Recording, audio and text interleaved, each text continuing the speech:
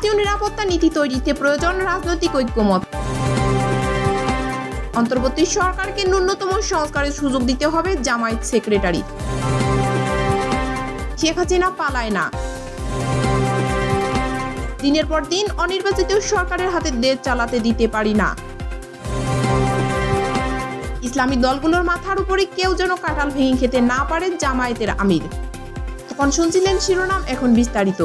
বাংলাদেশে এখনো কোনো জাতীয় নিরাপত্তা নীতি বা কাঠামো প্রণয়ন হয়নি। সরকারগুলো নিজ নিজ মতো কাজ করছে। বর্তমান রাজনৈতিক পরিস্থিতিতে সব দলের ঐক্যমতের ভিত্তিতে জাতীয় নিরাপত্তা কাঠামো ও পররাষ্ট্র নীতি গড়ে তোলার প্রয়োজনীয়তা দেখা দিয়েছে। রাজধানীতে আয়োজিত এক সংলাপে রাজনীতিবিদ, বিশেষজ্ঞ ও বিভিন্ন সংগঠনের প্রতিনিধিরা এই অভিমত দেন। ঐক্য, সংস্কার ও নির্বাচন শীর্ষক এই আয়োজন করে ফোরাম ফর বাংলাদেশ স্টাডিজ। জাতীয় স্বার্থের ঐক্যের আহ্বান। পররাষ্ট্র উপদেষ্টা মোহাম্মদ তৌহিদ হোসেন বলেন, জাতীয় স্বার্থের রাজনৈতিক ঐক্য অপরিহার্য। তিনি উল্লেখ করেন, অনেক সময় সঠিক সিদ্ধান্তের বিরোধিতা শুধু বিরোধিতার খাতিরে করা হয়। এর প্রবণতা বদলাতে হবে। ভারসাম্যপূর্ণ সম্পর্কের গুরুত্ব। তিনি আরো বলেন, ভারত, চীন, যুক্তরাষ্ট্রের মতো গুরুত্বপূর্ণ দেশের সঙ্গে ভারসাম্যপূর্ণ সম্পর্ক রাখতে হবে। আরাকান আর্মির হুমকি ও নিরাপত্তা কাঠামো। বিএনপির আমির খসরু মাহমুদ চৌধুরী আরাকান আর্মির হুমকি তুলে ধরে বলেন, জাতীয় নিরাপত্তার স্বার্থে গোয়েন্দা সংস্থাগুলোকে পুনর্গঠন এবং একটি সমন্বিত নিরাপত্তা কাঠামো তৈরি জরুরি। গণতান্ত্রিক প্রক্রিয়ায় সংস্কারের দাবি। আমির খসরু বলেন, যে কোনো সংস্কার ও পরিবর্তন গণতান্ত্রিক প্রক্রিয়ায় হতে হবে। জনগণের কাছে যাওয়াই একমাত্র পথ। প্রতিরক্ষার কূটনীতি। গণসংহতি আন্দোলনের প্রধান সমন্বয়কারী জুনায়েদ সাকি দাবি করেন, গত 15 বছরে পররাষ্ট্র নীতি ছিল কেবল গতিরক্ষার কৌশল, যা দেশের স্বার্থ ক্ষুণ্ণ করেছে। সংলাপে আরো অংশ নেন রাজনীতিক, গবেষক ও শিক্ষাবিদরা। তারা জাতীয় নিরাপত্তা ও স্বার্থে ঐক্য ও গণতান্ত্রিক প্রক্রিয়ার উপর জোর দেন। জাতীয় ঐক্যের প্রচেষ্টায় ভূমিকা রাখার প্রতিশ্রুতি দিয়ে জামায়াতের সেক্রেটারি জেনারেল মিয়া গোলাম পরোয়ার বলেছেন, সুষ্ঠু নির্বাচনের জন্য অন্তর্বর্তী সরকারকে ন্যূনতম সংস্কারের সুযোগ দিতে হবে। আজ শুক্রবার রাজধানীর কৃষিবিদ ইনস্টিটিউটে ঐক্য কোনো পথে শীর্ষক আলোচনা অনুষ্ঠানে তিনি এ মন্তব্য করেন। মিয়া গোলাম পরোয়ার বলেন, একটি অন্তর্বর্তী সরকারের পক্ষে সবকিছু সংস্কার সম্ভব নয়, তবে নির্বাচনের জন্য প্রয়োজনীয় ন্যূনতম সংস্কার করতে সময় দেওয়া উচিত। তিনি জানান, জাতীয় ঐক্যমত তৈরির জন্য রাজনৈতিক দল ও অংশীদারদের সঙ্গে আলোচনার প্রস্তাব দিয়েছেন। তিনি আরো বলেন, ফ্যাসিবাদ বিরোধী আন্দোলনের ঐক্য ধরে রাখতে দলগুলোর সতর্ক থাকতে হবে। বিভেদ সৃষ্টিকারী বক্তব্য থেকে বিরত থাকা জরুরি। জাতীয় ঐক্যমতের গুরুত্ব। গোলাম পরোয়ার বলেন, রাজনীতিতে ভিন্ন মত থাকবে, কিন্তু জাতীয় ইস্যুতে ঐক্যমত প্রয়োজন। গণমাধ্যমকেও বিভেদ নয়, ঐক্য তৈরির পরিবেশ বজায় রাখার ভূমিকা রাখতে হবে। আহতদের চিকিৎসা ও বিচার। তিনি অভিযোগ করেন, জুলাই গণ অভ্যুত্থানে আহতদের চিকিৎসা ও শহীদ পরিবারের খোঁজ নেওয়ার প্রতিশ্রুতি পূরণ হয়নি। এসব দায়িত্ব শুধু বাস্তবায়নের আহ্বান জানান। পরিশেষে বলেন, জাতীয় ইস্যুতে ঐক্যের জন্য কিছু ছাড় দিতে প্রস্তুত থাকতে হবে। সুষ্ঠু ও গ্রহণযোগ্য নির্বাচনই দেশের সংকট সমাধানের পথ।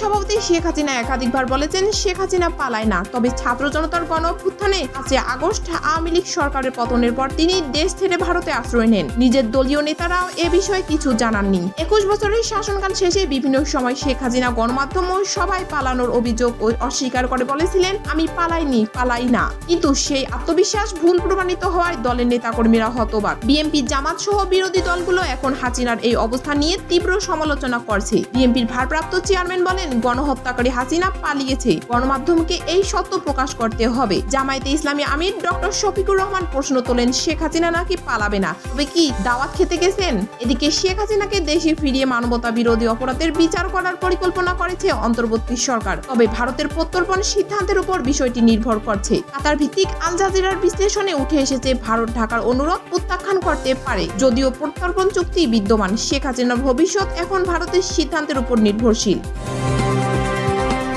বিএনপির মহাসচিব মির্জা ফখরুল ইসলাম আলমগীর বলেছেন, সংস্কার একটি চলমান প্রক্রিয়া, এর জন্য নির্বাচন বন্ধ হয়ে থাকতে পারে না। দিনের পর দিন আমরা অনির্বাচিত সরকারের হাতে দেশ চালাতে দিতে পারি না। শনিবার জাতীয় প্রেস ক্লাবে জাগোপা আয়োজিত আলোচনার সভায় তিনি এসব কথা বলেন। মির্জা ফখরুল ইসলাম আলমগীর বলেন, সংস্কার নিয়ে কমিশন কাজ করছে, ভালো কথা। সংস্কার নতুন কোনো ধারণা নয়। সংস্কার নিয়ে বিএনপির কোনো আপত্তি নেই, কিন্তু দেশে যে অস্থিরতা চলছে তা অনেকটা কমে যাবে যদি নির্বাচিত সরকার থাকে। তিনি বলেন, দীর্ঘ 15 বছর ধরে ফ্যাসিবাদের বিরুদ্ধে লড়াই করেছে বিএনপি, আর জুলাই বিপ্লবে স্বতঃস্ফূর্ত অংশ নিয়েছে দলটি। আওয়ামী লীগ যতবারই ক্ষমতায় এসেছে ততবারই ফ্যাসিবাদ কায়েম করেছে। গুম খুন, বিনা বিচারে হত্যা, এটা আওয়ামী লীগের আমলেই হয়েছে। বিএনপি নেতা বলেন, নিত্য পণ্য সহ সবকিছুর দাম বেড়ে গেছে, সাধারণ মানুষের জীবন অতিষ্ঠ, কিন্তু সরকার এ নিয়ে কিছু করছে না। জনগণের সমস্যা খুঁজে বের না করে অনেকে রাজনীতিবিদদের দোষ খুঁজে বেড়াচ্ছে। বর্তমান সরকারের প্রতি বিএনপির সমর্থন রয়েছে। বর্তমান সরকার সফল হোক, এটাই চায় বিএনপি।